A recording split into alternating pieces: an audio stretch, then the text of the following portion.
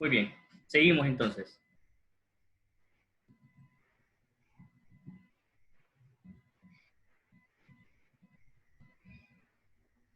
No sé si quedó alguna pregunta pendiente de las diapositivas anteriores. Todo bien. Gracias. Ok, muy bien. El impacto de la ansiedad tiene dos componentes: conciencia de las sensaciones fisiológicas y de estar nervioso y darse cuenta que está asustado. Tanto para el paciente en sí como para las personas que están a su alrededor, eso es evidente. Nos pueden decir, te veo nervioso, te veo inquieto, te veo incómodo, estás sonrojado, estás temblando, estás pálido, y eso es evidente. La ansiedad va a afectar el pensamiento, afecta la concentración, afecta la memoria, la percepción y el aprendizaje. Vámonos con el ejemplo que les había mencionado en las diapositivas anteriores. El nivel de ansiedad para alguien que lleva por primera vez una clase probablemente va a ser menor al nivel de ansiedad que le pueda generar a un estudiante el estar repitiendo por segunda o tercera vez una clase, sabiendo que de repente esa clase le genera tanto conflicto. Dicen, sí, doctor, pero yo he visto algunas personas que están repitiendo clases y son de las más frescas. Sí, pero hay otras personas que lamentablemente la bloquea esa clase. Entonces, eso puede afectar el aprendizaje. Cuando se está nervioso, y esto sucede básicamente, por ejemplo, en los cuadros de trastorno de estrés agudo y trastorno de estrés postraumático, que la ansiedad provoca represión, es un mecanismo de defensa.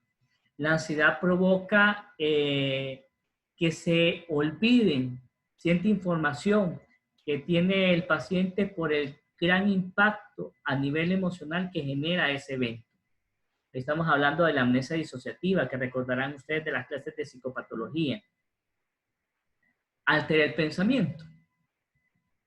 Esto se refiere, imagínense, vamos a ver, yo no sé cuántos de ustedes son ansiosos, pero pongamos que pensemos en alguien que es nervioso, que es inseguro respecto a si funciona muy bien en el trabajo y recibe un mensaje o lo manda a llamar el jefe y que necesita comunicarse con él. En una persona nerviosa e insegura, ¿cuáles serían los pensamientos que le cruzarían por la mente de esa llamada o esa solicitud del jefe para que lo vaya a ver a la oficina? Me van a despedir. Que lo van a despedir. A ver, ¿qué más? Que hizo algo mal. Correcto. Entonces, muy bien, ambos respondieron bien. Entonces, la ansiedad provoca que el pensamiento que este individuo tenga sea catastrófico, sea un pensamiento pesimista. Obviamente también la concentración va a ser alterada. ¿Con quién se les haría eh, estudiar y concentrarse mejor en una clase? En una clase donde un profesor sea tranquilo, llevadero, o un profesor que sea exigente y a veces hasta bochero o incómodo. Uno tranquilo y creo. Correcto, probablemente. Entonces, eso también va a afectar la concentración. Estábamos hablando de las ternas. ¿Qué tal que si el doctor Cruz y la doctora Barahona fuesen una de las ternas más pesadas, más difíciles? ¿Cómo va a realizar ese examen mental? ¿Cómo va a realizar esa historia clínica este estudiante? Con mucho miedo. Entonces, vamos a ver, también la ansiedad puede provocar la alteración de la percepción. ¿Quién de repente se ha quedado solo en la casa, solo, solito, solín, y escucha un ruido en la noche afuera de la casa? Podría ser el pensamiento que pueda tener esta persona nerviosa?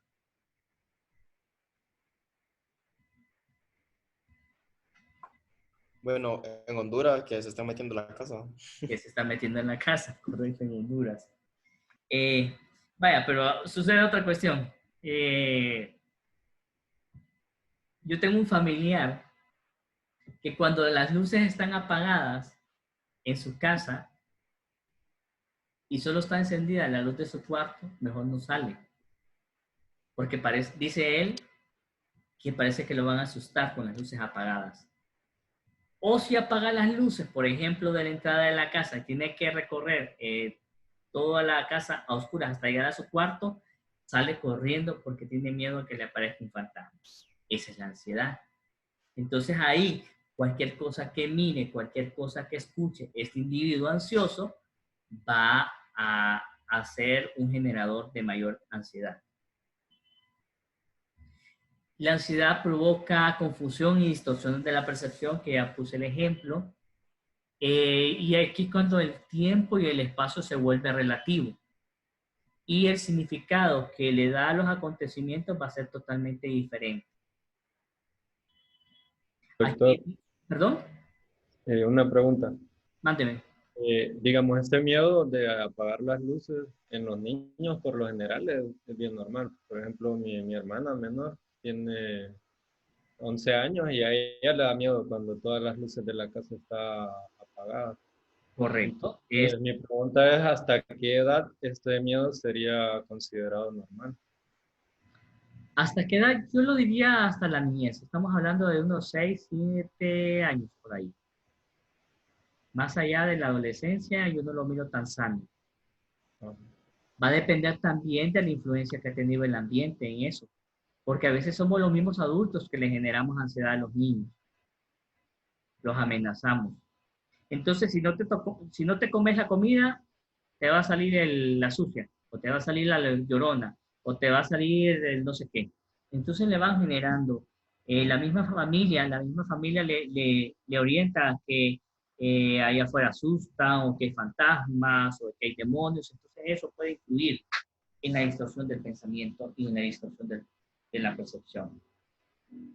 Bien, esta parte del tiempo y el espacio, eh, vamos a ver, esto, vamos a ponerles este ejemplo. Esas 2 horas o esa hora y media de clases en cualquier asignatura, se les puede hacer muy largo cuando están en clase, ¿cierto? O 1 hora de clase se les hace bastante largo. Pero esos mismos 60 minutos en 1 hora se les hace muy corto durante la hora del examen. Entonces de repente uno está diciendo, chao, faltan 5 minutos. No, doctor, deme minutos más, deme minutos más. Jóvenes, ya pasó la hora del examen. No, doctor, unos minutos más. Entonces está también en relación de la influencia de la ansiedad. Y para algunos el tiempo puede pasar bastante rápido y para otros el tiempo puede pasar demasiado lento. Otra cualidad del impacto de la ansiedad es la atención selectiva. El ansioso se va a fijar solo en los aspectos negativos, no en los aspectos positivos. Los síntomas del síndrome de ansiedad. Tenemos sensaciones somáticas, que bien lo mencionaba Donald por ahí. Sensaciones somáticas como tensión muscular, mareos, sensación de cabeza vacía, sudoración, alteración de la presión arterial, palpitaciones, midriasis, taquicardia, diarrea, molestias gastrointestinales e insomnio. Y otros síntomas psíquicos, afectivos y conductuales, como la intranquilidad e inquietud, nerviosismo, preocupación excesiva y desproporcionada, miedos irracionales e ideas catastróficas, deseo de huir, miedo a perder el control, miedo a morir y miedo a volverse loco. También pueden haber síntomas de desrealización y despersonalización. Dependiendo qué síntomas son los que predominan en el cuadro clínico del paciente, así vamos haciendo el diagnóstico. Puede ser que este paciente tiene un síndrome de ansiedad típico de una fobia social, o típico de un trastorno de estrés postraumático, o tipo de un trastorno obsesivo compulsivo que vamos a ir viendo en las siguientes clases, en la siguiente semana.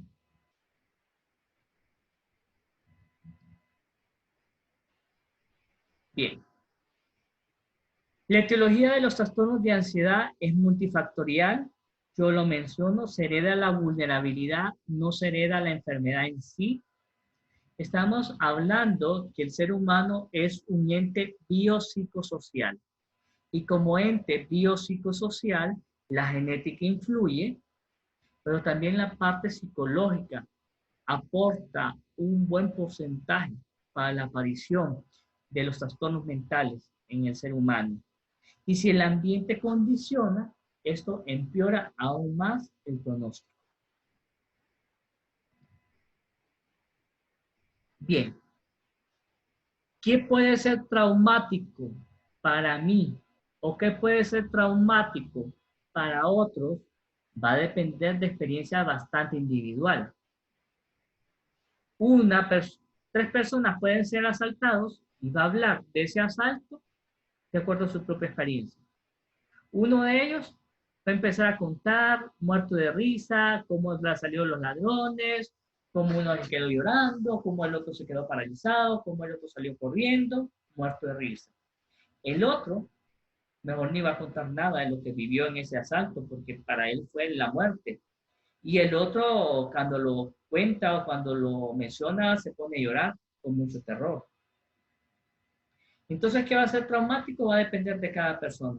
Aunque hay eventos que en general va a ser traumático para todos, como por ejemplo los abusos sexuales, como por ejemplo los terremotos, por ejemplo huracanes como el Mitch, por ejemplo accidentes de avión como el del 9/11, atentados, perdón, todo esto van a ser eventos que van a ser traumáticos para todos, porque sobrepasa la capacidad de enfrentamiento o de la experiencia del ser humano. Y lo que había mencionado con el ejemplo del ladrón. Ante una misma situación potencialmente ansiosa, cada individuo va a reaccionar de manera diferente. Y eso es bien importante que lo tengamos claro. En ese momento, no sabemos si en un asalto vamos a empezar a pelear con el ladrón o vamos a querer quitarle el cuchillo o la pistola o vamos a salir corriendo o nos vamos a quedar paralizados. No sabemos cuál va a ser la reacción porque eso es una forma instintiva o automática. ¿Vamos bien hasta ahí? Sí. Sí. Ok, muy bien. ¿Cuáles son los factores etiológicos de la ansiedad? Solo vamos a mencionarlos, no tan profundo, no en cuanto a la profundidad. Por ejemplo, de parte de las ciencias psicológicas, para el psicoanálisis, como ya lo había mencionado en una diapositiva anterior, la ansiedad va a producir represión. Es tanta la ansiedad que me genera recordar cómo me asaltaron o cómo abusaron sexualmente de mí, que mejor voy a olvidar o voy a bloquear esos pensamientos, esos recuerdos. Y eso me va a generar represión. Y la represión me va a proteger de que ya no haya tanta ansiedad. Para el conductismo, hay una respuesta condicionada. Y nos vamos a recordar el ejemplo de Pablo con los perritos que salivaban. Y hay una triada. En la escuela conductista habla de una triada. Y esto es lo que explicaría la ansiedad. A nivel cognitivo, ¿qué pensamos? A nivel emocional, ¿qué sentimos? Y a nivel conductual, ¿qué hacemos?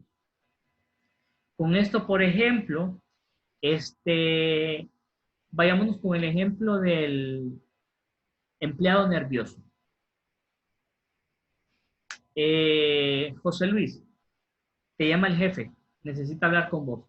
Y José Luis nervioso, ¿cuál sería el pensamiento?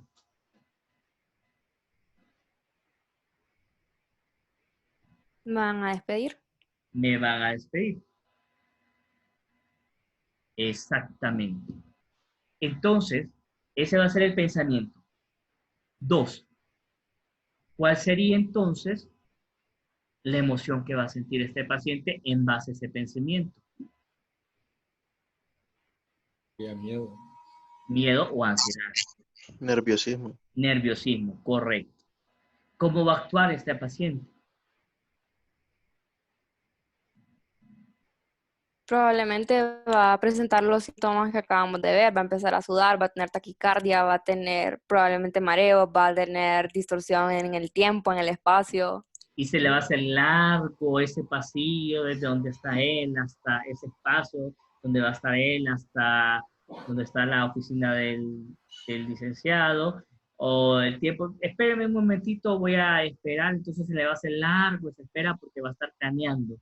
Entonces ahí va, esa parte, esa triada conductista o cognitivo-conductual, jóvenes, me gustaría que se lo aprendieran porque es algo que es de las teorías más importantes en cuanto a la ansiedad.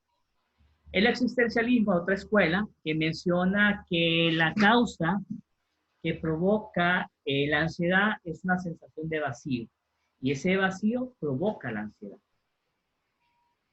Las ciencias biológicas hablan de una activación del sistema nervioso autónomo que va a llevar a un aumento del tono simpático, y esto va a llevar a molestias como las que vimos, taquicardia, palpitaciones, sudoración, neurotransmisores involucrados en este síndrome de ansiedad: la noradrenalina, la serotonina y el GABA.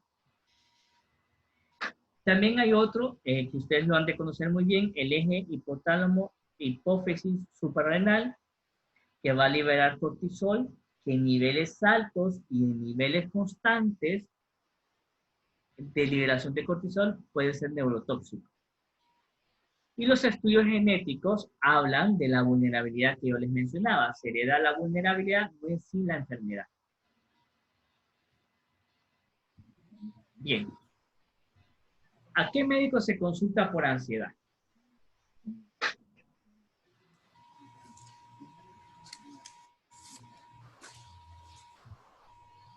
Vamos a ver. Bueno, creo que por... Creo que Daniel iba a hablar. Bueno, no sé, creo que por ansiedad per se sería el psiquiatra, pero como vimos al inicio, todo cuadro de ansiedad es orgánico hasta que no se demuestre lo contrario. Entonces, primero me imagino que se tendrían que hacer todas las pruebas endocrinas, todas las pruebas cardíacas, neurológicas. En nuestro país creo que quizás se mande primero al psicólogo. La gente piensa primero en el psicólogo. ¿Por qué? Un médico general. No sé, es como la primera línea, pienso yo. Creo que porque el psicólogo no tiene como la capacidad como para... Bueno, o la gente piensa que el psicólogo no debería recetar o no receta medicamentos. No puede recetar medicamentos. No puede recetar medicamentos, y por eso es como el primer paso. Y después, si se diagnostica como algo muy grave, se refiere a un psiquiatra que sí pueda recetar medicamentos. Ok, muy bien, tienen razón. Pero muchas veces cuando alguien le dice que tiene que ir donde el psiquiatra, ¿cuál sería la primera reacción? Estoy loca. No estoy loco. ¿Para qué si no estoy loco? Ajá. ¿Para qué no estoy loco? Entonces, no siempre somos, los psiquiatras no siempre somos los médicos de primera línea en cuanto a los trastornos de ansiedad, los trastornos de depresión. Siempre la gente anda buscando otra opción. Y esto que mencionan del psicólogo, no es que, bueno, por ahí hay un dicho, que para ir donde el psicólogo toco la puerta, y para llegar donde el psiquiatra tengo que tocar fondo. Realmente no es así. Realmente psicólogos y psiquiatras podemos trabajar en conjunto. Podemos trabajar de la mano como un equipo para ayudarnos y para ayudarle a los pacientes. Pero muchas veces los pacientes con ansiedad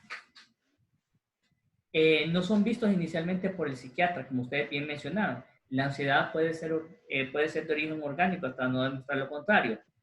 Nosotros los psiquiatras también podemos recetar exámenes. O sea, somos psiquiatras, pero también somos médicos generales.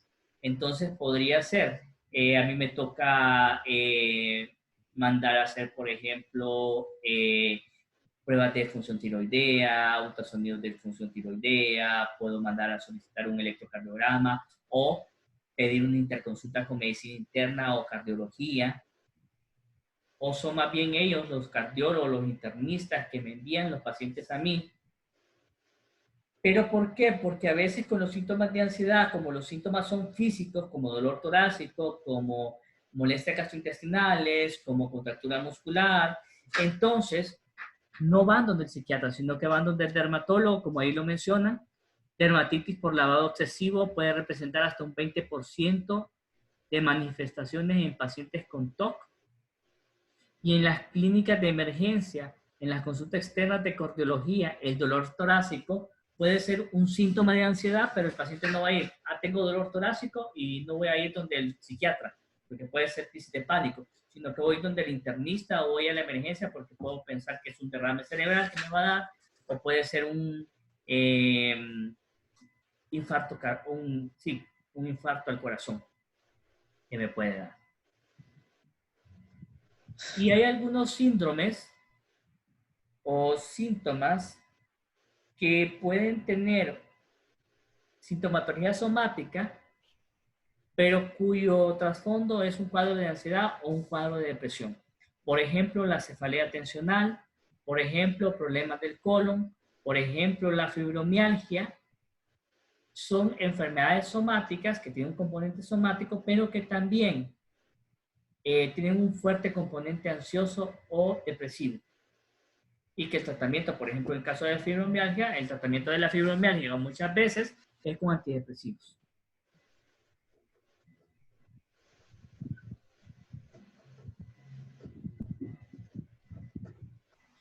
Y estos cuadros a veces son discriminados y descalificados. Bien, ¿por qué no son diagnosticados los trastornos de ansiedad en atención primaria? Lamentablemente por falta de motivación en cuanto a los problemas de salud mental.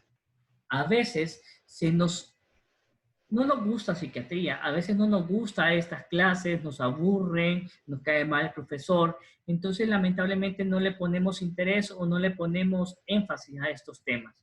A mí lo que me gusta es pediatría o a mí lo que me gusta es cirugía y es a lo que más me llama la atención. Entonces, no todos van a entrar a la primera, a la residencia, no es nomás al graduarse, no es que van a ir a la residencia, o probablemente sí, pero no es que en el internado solo voy a hacer un año de cirugía o un año de medicina o un año de dermatología porque es lo que me gusta, lamentablemente no. Entonces, a veces hay falta de familiaridad con los diagnósticos, no me los aprendí bien, no los recuerdo o lo confundo todo. Y a veces me falta motivación para investigar, para entrevistar al paciente en relación a temas de ansiedad o de depresión. O puede ser como bien mencionamos. En Honduras, doctor, si hay algún ruido extraño allá afuera de mi casa en la noche, viviendo en Honduras, puede decir, alguien se quiere meter. Entonces, muchas veces, esta sintomatología se atribuye a factores psicosociales, entre paréntesis, normales. Y considerando que en la atención pública es poco el tiempo que tenemos para evaluar un paciente, entonces, lamentablemente, el paciente cuenta únicamente lo que cree que le interese al médico. ¿Para qué le voy a hablar de ansiedad? ¿Para qué le voy a hablar de mis preocupaciones o mis pleitos con mi esposo o con mis hijos? Si este señor es internista o este señor es cardiólogo. Pero bien sabemos que todos surgimos de una misma célula, pues. Entonces todo está conectado. Y como ya lo había mencionado, también hay un poco tiempo disponible para evaluar e interrogar al paciente. Ajá, y si yo le toco una fibra sensible a este paciente y comienza a llorar, ¿cómo lo detengo? Durante la consulta, porque tengo 20 pacientes más, 15 pacientes más allá afuera esperándome, entonces no lo voy a contener, mejor ni toco ese tema porque se me puede descompensar y yo no tengo las competencias, ni la paciencia, ni la empatía para atenderlo, entonces mejor ni lo voy a mencionar. Bien. ¿Cuáles son las formas clínicas más frecuentes como se presentan los pacientes con ansiedad? Puede ser que las únicas quejas del paciente sean con preocupación excesiva, quejándose de insomnio. Y esto es un síntoma bastante frecuente en la población. Dificultades para dormir. Entonces, Lamentablemente, el paciente solo se enfoca en un síntoma específico. E insomnio primario realmente no hay. Es bien, bueno, sí hay, pero son bien raros. Es un insomnio familiar por ahí y que causa bastante disfuncionalidad, pero muchas veces el insomnio está relacionado con depresión y ansiedad, preocupación excesiva. A veces la gente dice, es que mire, yo no me concentro en el trabajo, yo no me concentro dando clases, yo no me concentro en la oficina, en la escuela, en el hospital. Y les pongo yo un ejemplo. El doctor Cruz no pudo estacionar su carro en el parqueo del Hospital Mario Mendoza, donde normalmente lo estaciona para dar las clases ahí, en la sala de varones. Bien, lo dejó afuera, atrás, donde se lo pueden rayar, donde se lo pueden abrir, donde se lo pueden chocar. Y estoy dándoles clases ahí, a ustedes, en el aula. ¿Dónde estaría mi mente? ¿Con ustedes impartiendo la clase o en mi carro en medio de la calle? En el carro. En el carro.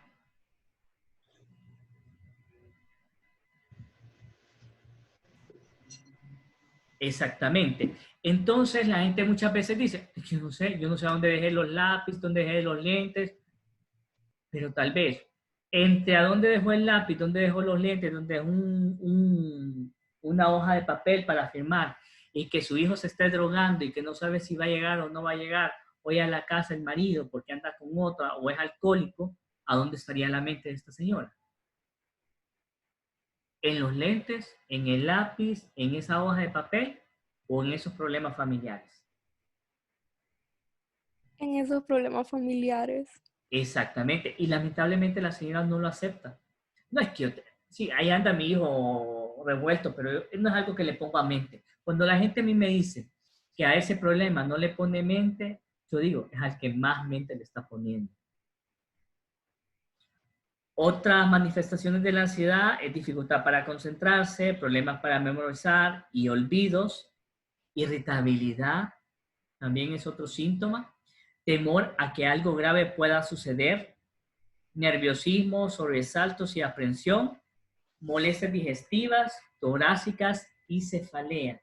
Esas son algunas manifestaciones que el paciente puede presentar.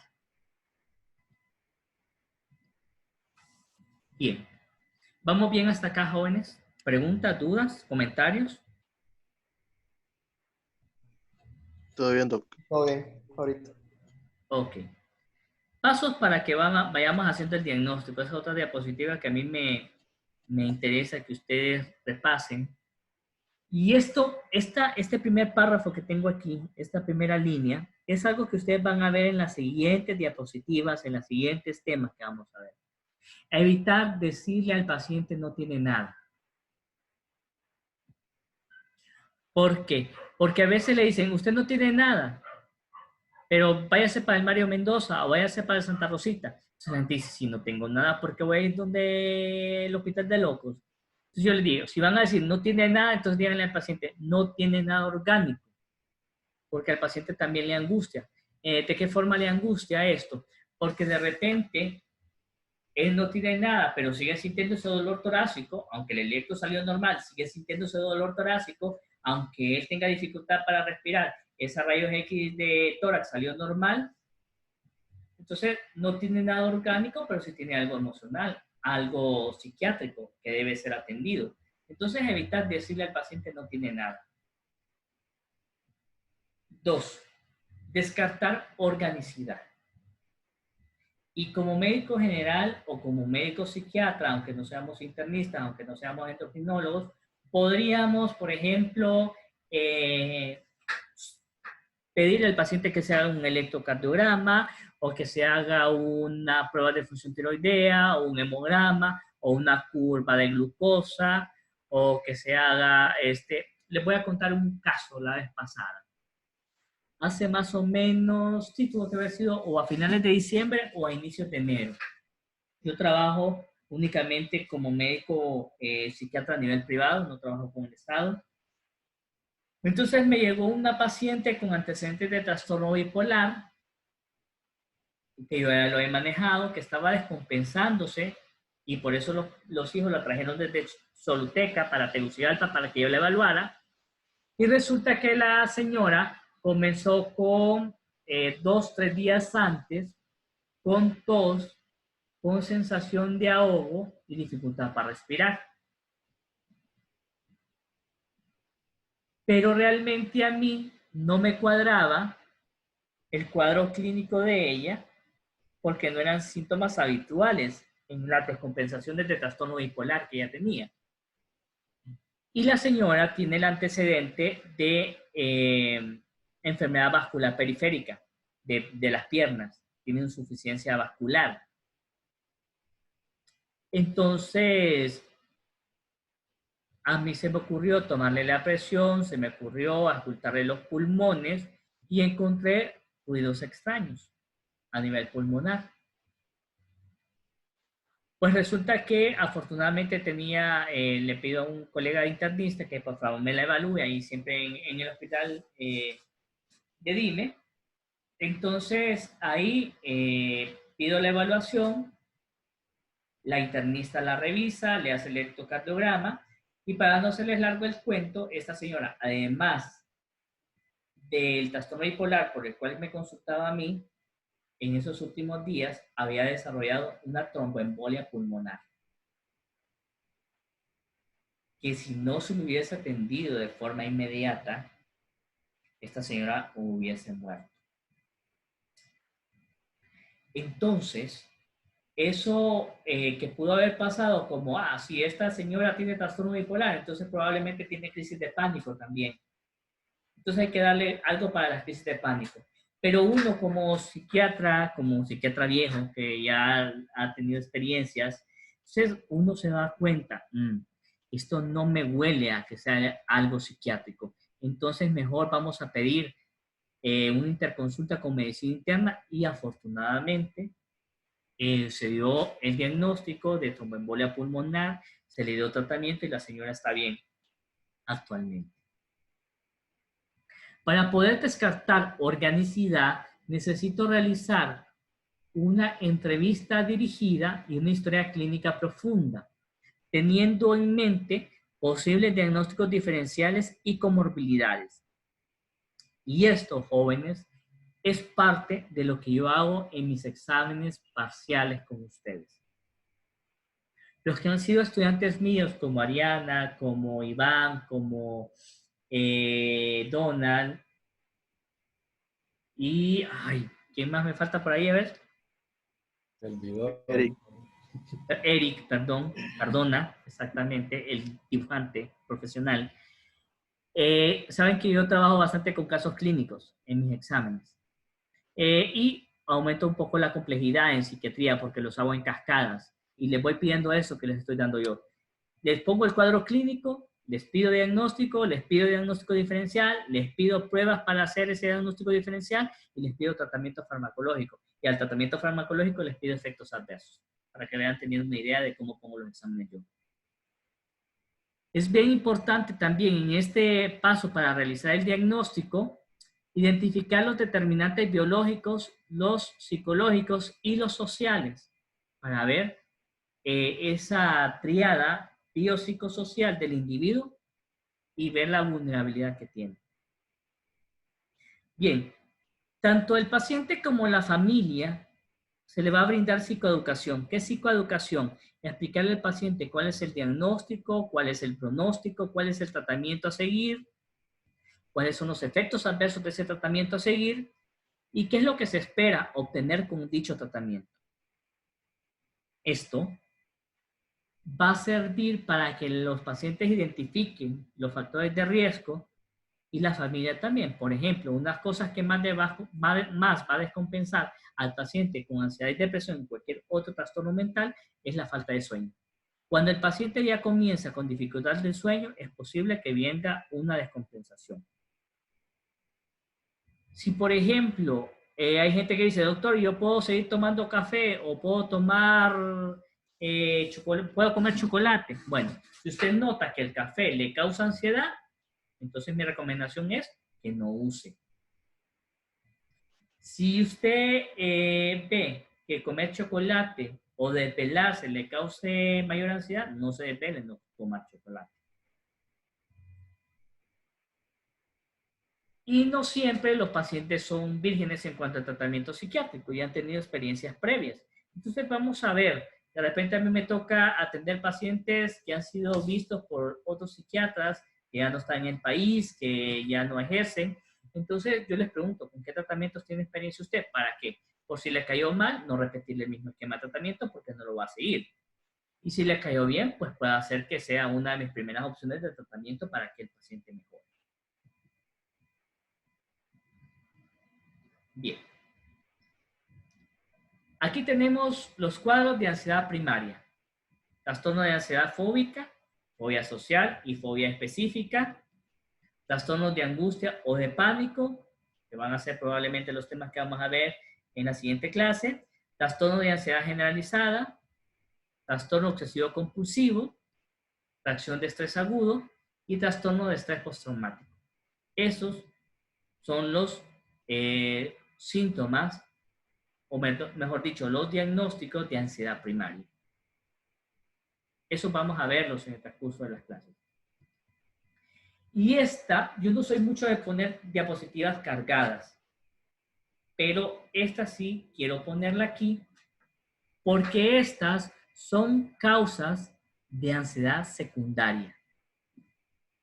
No sé si tienen la oportunidad de ver esa diapositiva, entonces por eso les digo yo, todo cuadro de ansiedad es orgánico hasta no demostrar lo contrario. Si ustedes pueden ver, la marihuana puede provocar ansiedad, la cocaína puede provocar ansiedad, cafeína puede provocar ansiedad, salbutamol puede provocar ansiedad, alcohol, la abstinencia del alcohol puede causar ansiedad, la depresión puede estar acompañada de síntomas de ansiedad, la esquizofrenia puede empezar con síntomas de ansiedad, la hipoglicemia, que es algo orgánico, puede provocar síntomas parecidos a la ansiedad. Neumonía puede provocar dificultad respiratoria y se puede confundir con ansiedad. Úlcera péptica, neumotórax, embolia pulmonar, que ya lo había mencionado el caso, hiperventilación, migraña, epilepsia, dolor, vértigo, menopausia, diabetes mellitus, puede provocar síntomas de ansiedad. Me vuelvo a desconectar, jóvenes, y le vuelvo a mandar el último link. Ok.